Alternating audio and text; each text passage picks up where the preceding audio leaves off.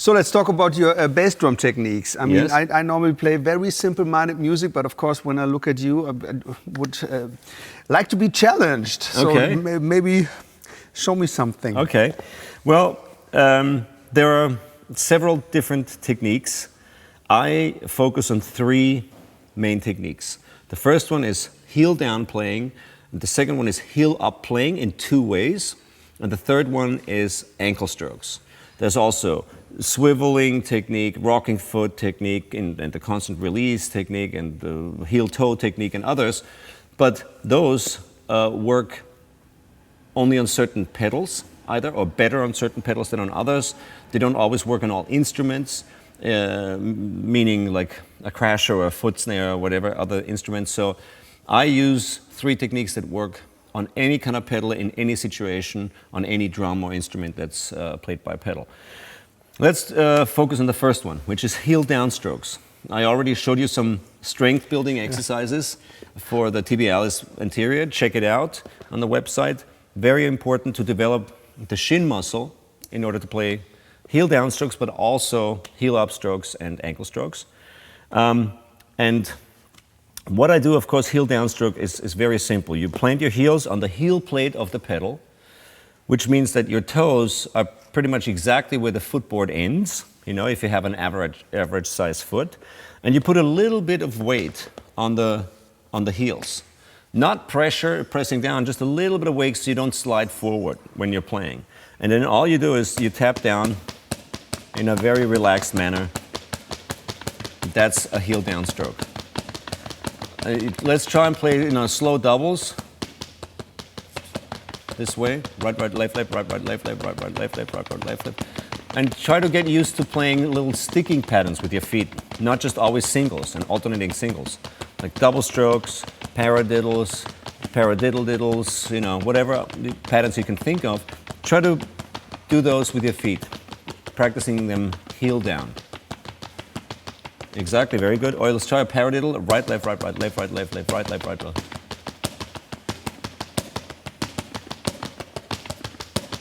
Very good.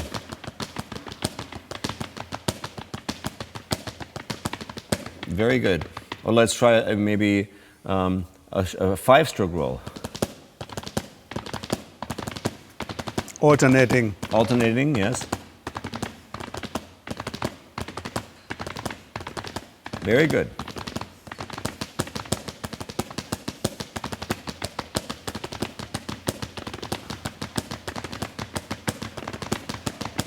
All heel down. And you can probably feel, if you're sliding, you just put a little bit of pressure on your heel and you stop sliding. Same on the pedals. So that's heel down technique. Very, very simple. The next technique I use is heel up playing. And for that, there's two versions. The first one is rolling your foot up onto the ball of your foot and then basically jogging in place. You get a high-pitched sound. Exactly. And your whole leg is moving. Very good. Very simple. The second version of this is a flat-footed stomp. You're landing with the heel and the ball of your foot at the same time. In this technique, the beater comes off the drum and you get more low end. And this is even a lower sound here on this floor. 1 E and a 2 E and a 3 E and a 4.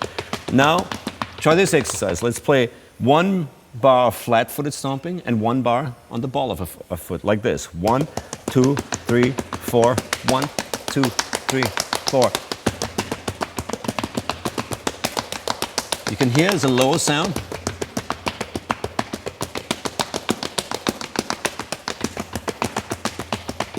High sound. Let's try half a bar, like 1, 2, 3, 4. 1, 2, 3, 4. 1, 2.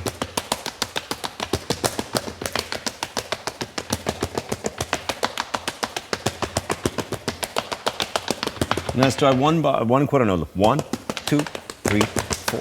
1, 2, 3.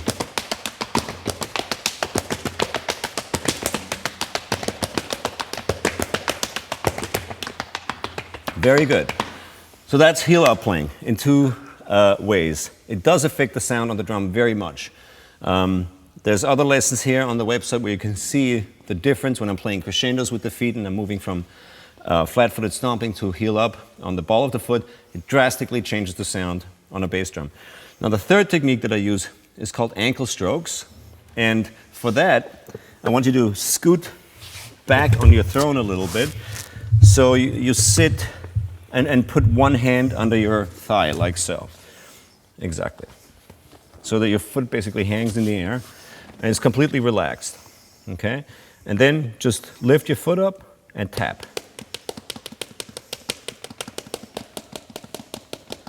Exactly. But it's only the ankle. So lift your foot up and tap. The knee is not moving and there's absolutely no tension in your leg. It's super relaxed. Okay? And now maybe try it with 2 feet. You know, put your hands under both feet so they're kind of suspended a little bit and hanging in the air. Exactly. You have to scoot back on your throne maybe a little bit. Exactly. Like that. And now both feet are hanging in the air. And don't put no tension on any of the muscles. Super relaxed. And just lift your... Uh-oh, you're moving. Lift your... Exactly. And that way, let's play alternating singles. 2, 3, 4, 1, 2. Try to lift your feet up maybe a little higher. It's all just ankle, no knee, no leg, nothing is moving. It's all ankle. And of course, you know, this is all great. You can try and tap out like Herthas, maybe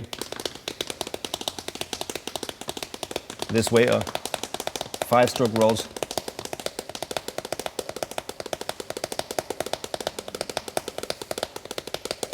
You know, and this is a very, very light tap, as you can hear.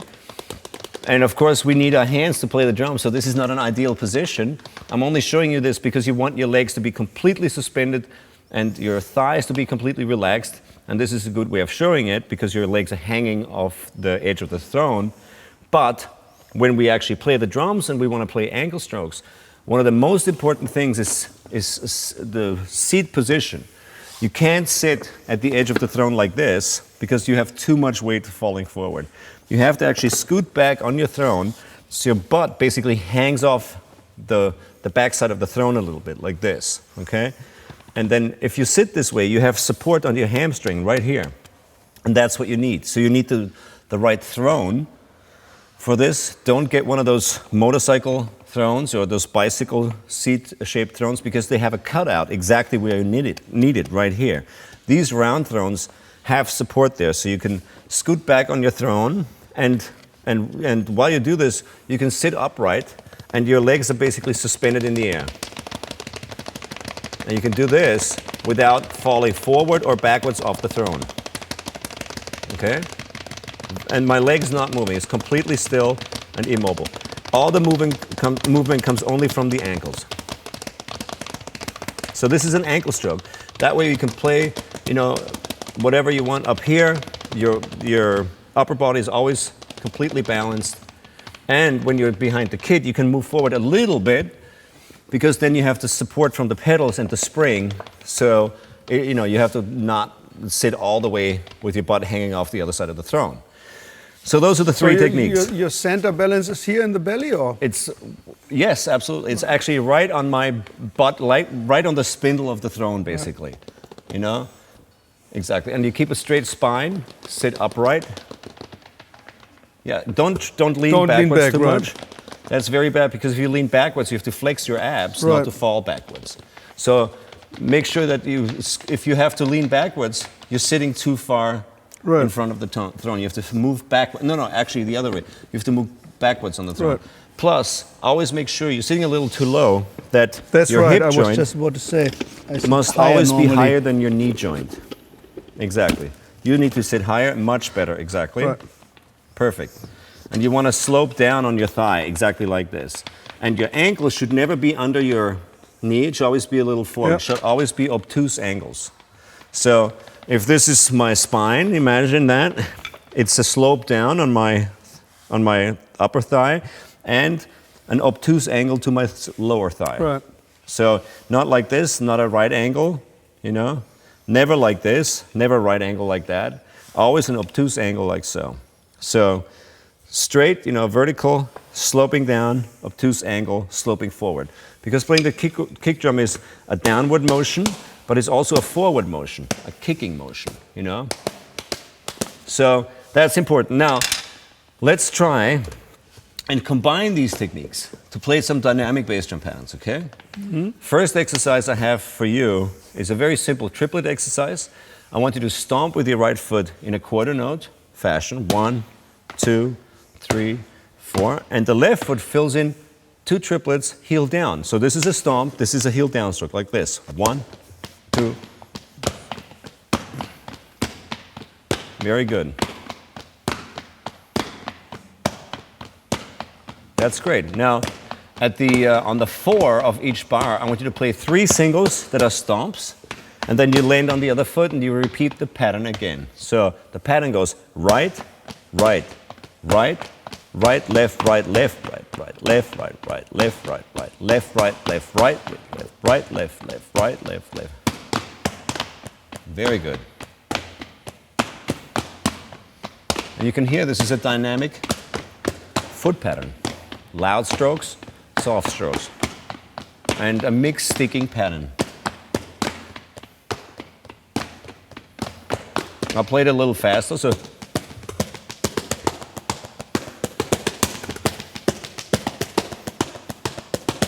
you get a cool, nice little dynamic bass drum pattern.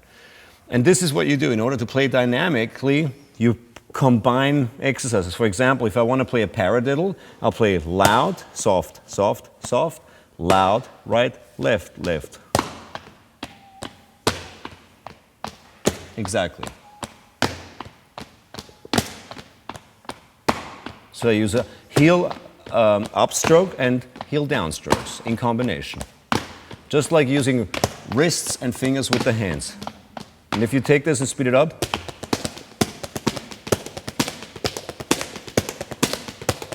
get a nice dynamic bass drum pattern. With nice quarter note accents, or if you have a double paradiddle. I mean, that's why guys like Buddy Rich were such great drummers, because they were tap dancers in their youth, weren't they? Absolutely, yeah. Palmer, Buddy Rich, Steve Gadd. Absolutely. Of course, it helps with ankle strength and foot development and coordination. Did you do any dancing like that? No, just very bad disco dancing. But no tap dancing. Ballroom dancing too. Right. Yeah. But anyways, this is just to showcase how I combine techniques. This is what I do. Amazing. I switch from heel down to heel to up for crescendos.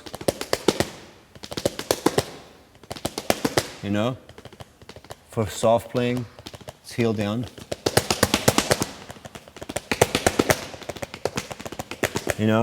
And sometimes I use heel toe technique, so I go heel toe, heel toe, heel toe for certain rolls. Or I use, combinations of heel toe, 6-stroke rolls or whatever. I don't do that so much anymore. I used to have pedals that were specifically designed for heel toe playing. Right. But now I focus everything on regular pedals and just adjusting my technique, combining techniques to play dynamic patterns, or to play nice tight chick sounds on the hi-hat, or to work with the responsive, bizarre toys that I play with my pedals. All these combinations of techniques definitely help with all that. Awesome. So just one question. You're on tour like a lot of days in the year. You do sports, you have a family, a lot of other stuff to do. How often do you get the chance to practice that? Or is it you just do it by playing? No, I do actually. I have plenty of time to kill at airports, for example, or on long flights. They hate you for that, don't they? They hate me for that, because I'm sitting there going... Exactly, drive everybody nuts. No, but you can do this anywhere. Right. And this exercise, if you've played along with us, you notice it's high impact, and you really train those muscles you need for playing. So often I do these exercises before a show, backstage. I just sit, and tap out little patterns with my feet. It warms up my legs and my hands. I do this clapping exercise, or just finger snaps. or the groping exercises I showed you. That's plenty of, of kind of warm up for me. I don't actually play much to warm up, and I unfortunately don't have much time to practice.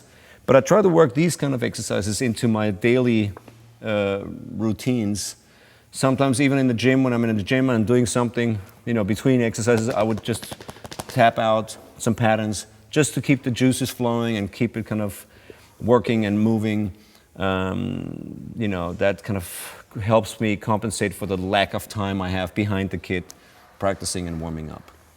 Amazing. Thanks for sharing. You're welcome. That's right.